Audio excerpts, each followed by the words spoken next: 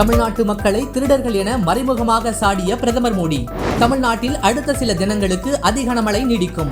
மோடியின் சர்ச்சை பேச்சுக்கு முதலமைச்சர் மு.க.ஸ்டாலின் பதிலடி. காவிரி உரிமையை தமிழக அரசு நிலைநாட்டும் என எதிர்க்கட்சிகளுக்கு துரைமுருகன் பதில். தமிழ்நாட்டுக்கு 2.5 TMC தண்ணீர் திறக்க கர்நாடகத்துக்கு காவிரி மேலாண்மை ஆணையம் உத்தரவு. டாக்ஸியை தொடர்ந்து பஸ் சேவையை தொடங்கிய ஊபர் நிறுவனம். பள்ளிக்கரணை சதுப்பு நிலத்தை வனத்துறையிடம் வழங்க முடியாது என சென்னை மாநகராட்சி அறிக்கை தாக்கல். இளையராஜா பெயரில் IITயில் இசை கற்றல் மையம். தொடர்ந்து சர்ச்சையில் சிக்கிக் கொள்ளும் யூடியூபர்கள்.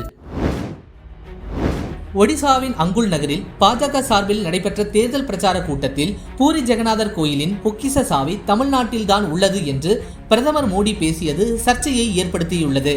அவர் தனது உரையில் ஒடிசாவின் நிலையை பார்த்து நானே வேதனை அடைகிறேன். இங்குள்ள மக்கள் வறுமையில் வாடும் நிலைக்கு தள்ளப்பட்டுள்ளனர். ஊழல்வாதிகள் சிலரின் கட்டுப்பாட்டில்தான் இங்குள்ள BJD அரசு உள்ளது. BJDயின் சிறு நிர்வாகிகளும் தற்போது கோடீஸ்வரர்களாக உள்ளனர். அதேபோல் நமது வீட்டின் சாவி காணாமல் போனால் ஜெகநாதரிடம் முறையிடலாம். ஆனால் ஜெகநாதரன் கோயிலின் பொக்கிஷ அறையின் சாவி 6 ஆண்டுகளாக காணவில்லை. இந்த சாவி தமிழ்நாட்டில்தான் உள்ளது என்று அவர் கூறியுள்ளார். BJD கட்சியின் தலைவராக தமிழ்நாட்டைச் சேர்ந்த முன்னாள் IAS அதிகாரி VK பாண்டியன் பொறுப்பேற்றுள்ள நிலையில் அவரது பெயரை குறிப்பிடாமல் தமிழ்நாட்டு மக்களை மறைமுகமாக திருடர்கள் என்று குற்றம் சாட்டியுள்ள மோடியின் இந்த பேச்சு வலைதளங்களில் சர்ச்சையை ஏற்படுத்தி வருகிறது. தமிழ்நாட்டில் அடுத்த சில தினங்களுக்கு அதிக கனமழை நீடிக்கும். வங்கக்கடலில் நாளை உருவாக உள்ள புதிய காற்றழுத்த தாழ்வு பகுதியால் அடுத்த 3 நாட்களுக்கு தமிழகத்தின் பல்வேறு மாவட்டங்களில் அதிகனமழை பெய்யக்கூடும் என்று வானிலை ஆய்வு மையம் தெரிவித்துள்ளது.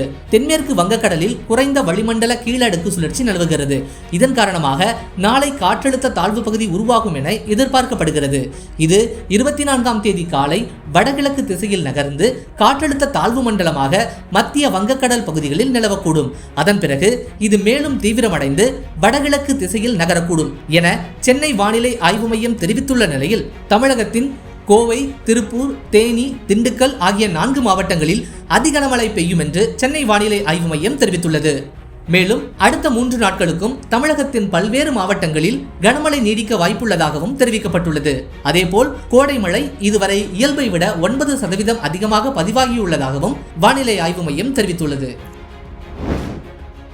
ஒடிசாவின் அங்குல் நகரில் பாஜக சார்பில் நடைபெற்ற தேர்தல் பிரச்சார கூட்டத்தில் தமிழர்களை திருடர்கள் என்று மறைமுகமாக பிரதமர் மோடி பேசியது சர்ச்சையை ஏற்படுத்தியுள்ள நிலையில் தமிழ்நாடு முதலமைச்சர் மு.க.ஸ்டாலின் தனது சமூக வலைதள பக்கத்தில் வன்மையான கண்டனத்தை தெரிவித்துள்ளார். தமிழ்நாட்டில் தேர்தல் முடிந்ததும் தனது தமிழ் பற்றாளர் வேடத்தை கலைத்துவிட்டார் பிரதமர் மோடி. ஒடிசாவில் உள்ள பூரி ஜெகநாதர் கோயிலின் சொத்துக்களை களவாடும் திருடர்கள் போல தமிழர்கள் மீது பொய்ப்பள்ளி சுமத்தி இருக்கிறார். அதேபோல் வடக்கில் தமிழர்களை காழ்ப்புணர்வுடன் தூற்றுவதும் மாநிலங்களுக்கிடையே குரோதத்தை தூண்டுவதும் ஒரு பிரதமருக்கு அழகா? வாக்குகளுக்காக தான் வகிக்கும் பொறுப்பின் கண்ணியத்தை மறந்து நாளுக்கு நாள் தரக்குறைவாக நடந்து கொள்வதை மாண்புமிகு பிரதமர் நிறுத்திக் கொள்ள வேண்டும் என்று முதலமைச்சர் தெரிவித்துள்ளார். டெல்லியில் காவிரி மேலாண்மை ஆணையத்தின் 30வது கூட்டம் அதன் தலைவர் SK ஹல்தர் தலைமையில் நடைபெற்றது. தமிழ்நாடு, கர்நாடகா, கேரளா மற்றும் புதுச்சேரி ஆகிய மாநிலங்களின் பிரதிநிதிகள் இக்கூட்டத்தில் பங்கேற்றனர். அதேபோல் கடந்த 16ஆம் தேதி வினித் குப்தா தலைமையில் நடந்த காவிரி நீர் ஒழுங்காற்று குழு கூட்டத்தில் 2.5 TMC நீரை தமிழகத்திற்கு திறந்துவிட வேண்டும் என்று பரிந்துரை செய்யப்பட்டிருந்தது. குறிப்பாக பிப்ரவரி மற்றும் மார்ச் மாதங்களில் 5 TMC காவிரி நீரை கர்நாடகம் தந்திருக்க வேண்டும். ஆனால் 2 மாதங்களிலும் 1.5 TMC தண்ணீர் மட்டுமே கர்நாடகம் திறந்துவிட்டுள்ளது. நிலுவையில் உள்ள 3.5 TMC நீர் ஏப்ரல் மற்றும் மே மாதங்களுக்கான நீரையும் திறக்க உத்தரவிடுமாறு கோரிக்கை வைக்க முடிவு செய்யப்பட்டுள்ளது. இந்நிலையில் டெல்லியில் இன்று நடைபெற்ற காவிரி மேலாண்மை ஆணையத்தின் ஆலோசனை கூட்டத்தில் முடிவு எடுக்கப்பட்டு தமிழ்நாட்டுக்கு காவிரியிலிருந்து 2.5 TMC தண்ணீர் திறக்க கர்நாடகத்துக்கு காவிரி மேலாண்மை ஆணையம் உத்தரவிட்டுள்ளது.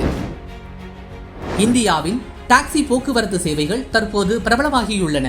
குறிப்பாக ஓலா மற்றும் ஊபர் டாக்ஸி நிறுவனங்கள் தங்களுக்குள் கடுமையாக போட்டி போட்டுக்கொண்டு வாடிக்கையாளர்களுக்கு பல்வேறு வகையான சேவைகளையும் வசதிகளையும் வழங்கி வருகின்றன. குறிப்பாக இந்தியாவின் ஓலா நிறுவனத்துக்கு போட்டியாக அமெரிக்காவின் ஊபர் நிறுவனம் பல்வேறு புதிய உத்திகளையும் செயல்படுத்தி வருகிறது. இந்நிலையில் ஊபர் நிறுவனம் இந்தியாவில் விரைவில் பேருந்து சேவைகளை தொடங்குவதாக அறிவித்துள்ளது. முதலில் தலைநகர் டெல்லியில் ஊபர் பஸ் சேவை தொடங்கப்படும் எனவும் டெல்லி பிரீமியம் பஸ் திட்டத்தின் கீழ் பஸ் சேவைகளை இயக்க டெல்லி போக்குவரத்து துறையிடம் உரிமம் பெற்றுள்ளதாகவும் கூறப்பட்டுள்ளது.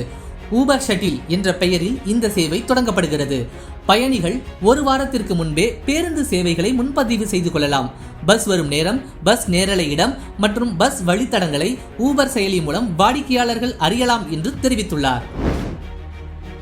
சிலந்தி ஆற்றின் குறுக்கே கேரள அரசு அணை கட்டுவதை எதிர்த்து முதலமைச்சர் கேள்வி எழுப்பாதது குறித்து எதிர்க்கட்சிகளின் கேள்விக்கு நீர்வளத்துறை அமைச்சர் துரைமுருகன் பதிலளித்துள்ளார். காவிரி நதிநீர் பிரச்சனையை கர்நாடக மற்றும் கேரள அரசுகள் மேற்கொள்ள முயற்சிக்கும் போதெல்லாம் அதை அரசியல் ரீதியாகவும் ஒன்றிய அரசு வாயிலாகவும் காவிரி நீர் மேலாண்மை ஆணைய கூட்டங்கள் வாயிலாகவும் கடுமையாக தமிழ்நாடு அரசு எதிர்த்து வருகிறது. இந்நிலையில் அமராவதி ஆற்றின் கிளை நதியான சிலந்தி ஆற்றில் அணை கட்ட கேரள அரசு தொடங்கிய நிலையில் தமிழ்நாட்டிற்கு நீர் பாசனத்திற்கு முக்கிய ஆதாரமாக விளங்கும் சிலந்தி ஆற்றின் நடுவே கேரள அரசு அணை கட்டுவதை எதிர்த்து தமிழ்நாடு எதிர்க்கட்சிகள் தொடர்ந்து கேள்வி எழுப்பி வருகின்றனர். அதன்படி எதிர்க்கட்சிகளின் கேள்விக்கு பதிலளிக்கும் வகையில் கர்நாடக அரசுகள் காவிரி வடிநிலத்தில் மேற்கொள்ளும் சிறு பாசனம் பற்றிய விவரங்களை கண்காணிக்க வேண்டும் என தமிழ்நாடு அரசு வலியுறுத்தி இருக்கிறது என்றும், தமிழ்நாட்டில் காவிரி உரிமையை அனைத்து விதத்திலும் தமிழக அரசு நிலைநாட்டும் என்றும், காவிரி தீர்ப்பினை மீறும் விதமாக கேரள கர்நாடக அரசுகள் செயல்பட்டால் தமிழ்நாடு அரசு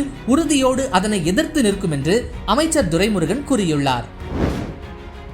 இந்திய பாரம்பரிய இசை மற்றும் கலாச்சாரத்தை இளைஞர்களிடையே பிரபலப்படுத்தும் வகையில் ஸ்பீக் மெக்கே சர்வதேச மாநாடு சென்னை IITயில் நேற்று தொடங்கியது. இந்நிகழ்ச்சியில் இசையமைப்பாளர் இளையராஜா, IIT இயக்குனர் காமகோடி ஆகியோர் பங்கேற்றார்கள். இந்நிலையில் மாஸ்ட்ரோ இளையராஜா என்ற பெயரில் இசை கற்றல் மற்றும் ஆராய்ச்சி மையம் தொடங்குவதற்கான சென்னை IITயுடன் புரிந்துணர்வு ஒப்பந்தம் கையெழுத்தாகியது.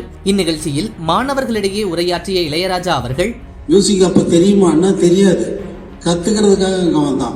இது நாள் வரைக்கும் நான் கத்துருக்கேனா கத்துக்கிறல. இந்த மாதிரி கத்துக்கிறதுக்காக நான் தேடி வந்த நானு ஒரு சென்டரை இங்க ஆரம்பிச்சு எல்லாருக்கும் கத்து கொடுக்கணும்னு ஆரம்பிச்சிருக்கேன். எல்லாரும் சொல்றாங்க நான் அச்சீவ் பண்ணிட்டேன்னு. எனக்கு ஒன்றும் அப்படி ஒன்றும் தெரியல. அன்னைக்கு கிராமத்துல இருந்து எப்படி கிளம்பி வந்தனோ அதே மாதிரிதான் இப்ப இருக்கிறதா நான் உணர்கிறேன். வங்கக்கடலில் இருந்து 5 கிலோமீட்டர் தொலைவில் 80 சதுர கிலோமீட்டர் பரப்பளவில் பள்ளிக்கரணை சதுப்பு நிலம் சென்னையில் உள்ள ஒரே சதுப்பு நிலம். ஒவ்வொரு ஆண்டும் வடகிழக்கு பருவமழையின் போது சென்னை பள்ளிக்கரணை மக்கள் வெள்ளத்தால் பாதிக்கப்படுகின்றனர். ஏனெனில் சதுப்பு நிலம் குப்பை மேடுகளால் மூழ்கி மழைநீர் செல்ல முடியாது. இந்நிலையில் கடந்த 2016ஆம் ஆண்டு பள்ளிக்கரணை சதுப்பு நிலத்தில் கட்டுமான கழிவுகளை கொட்டப்படுவதாக செய்தி வெளியான நிலையில் இந்த வழக்கை தேசிய பசுமை நீதிமன்றம் தாமாக முன்வந்து விசாரித்து வருகிறது. அந்த வழக்கில் மாநகராட்சி நிர்வாகம் பள்ளிக்கரணை சதுப்பு நில பகுதியில் 173.56 ஹெக்டேர் பரப்பளவில் மாநகரில் சேகரிக்கப்படும் குப்பைகள் கொட்டப்பட்டு வந்த நிலையில் தற்போது 48% கழிவுகள் அகற்றப்பட்டு 16 ஏக்கர் நிலம் மீட்கப்பட்டுள்ளது.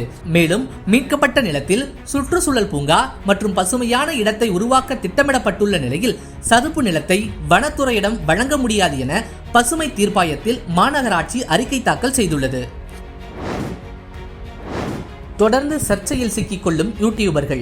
கடந்த சில மாதங்களுக்கு முன்பு பிரபல யூடியூபரான TTF வாசன் சாலையில் அதிவேகமாக பைக் ஓட்டும் போது கட்டுப்பாட்டை இழந்து விபத்துக்குள்ளானார்.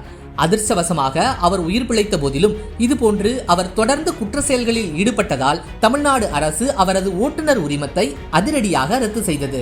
இந்நிலையில் அவர் இது குறித்து வெளியிட்ட தகவலில், என்னோட ஓட்டுநர் உரிமம் இந்தியாவில் தான் தடை செய்யப்பட்டிருக்கு, ஆனா நான் வெளிநாட்டுக்கு சென்று அங்க உள்ள ஓட்டுநர் உரிமத்தை வைத்து பைக் ஓட்டுவேன்னு சொன்னாரு. அதே போல ஃபுட் ரிவ்யூவர் இர்ஃபானும் நேற்று சமூக வலைதளத்தில் வெளியிட்ட ஜெண்டர் ரிவீல் பார்ட்டி வீடியோ வைரலாகி வருகிறது. இந்தியாவில் பெண் சிசு கொலை அதிகமான காலத்தில் தான் வயிற்றில் வளரும் சிசுவை கண்டறிவது முற்றிலும் தவறு என அது தடை செய்யப்பட்டது. இந்நிலையில் இர்ஃபான் அதனை வெளிநாட்டில் கண்டறிந்து வீடியோவாக வெளியிட்டது பூதகரமான பிரச்சனையாக கிளம்பியிருக்கு. இதற்கு அவர் மீது நடவடிக்கை எடுக்கப்படும் என சுகாதாரத்துறை அறிவித்திருக்கிறது. இந்நிலையில் இர்ஃபான் சமூக வலைதளங்களில் வெளியிட்ட வீடியோவை உடனடியாக நீக்கிட சைபர் கிரைம் பிரிவிற்கு சுகாதாரத்துறை கடிதம் அனுப்பியுள்ளது. மேலும் கருவின் பாலினம் அறிவிக்கும் செயலில் ஈடுபடும் நபர்கள், மருத்துவமனைகள், ஸ்கேன் சென்டர்கள் மீது கடுமையான சட்ட நடவடிக்கை மேற்கொள்ளும் என்றும் தெரிவித்துள்ளது.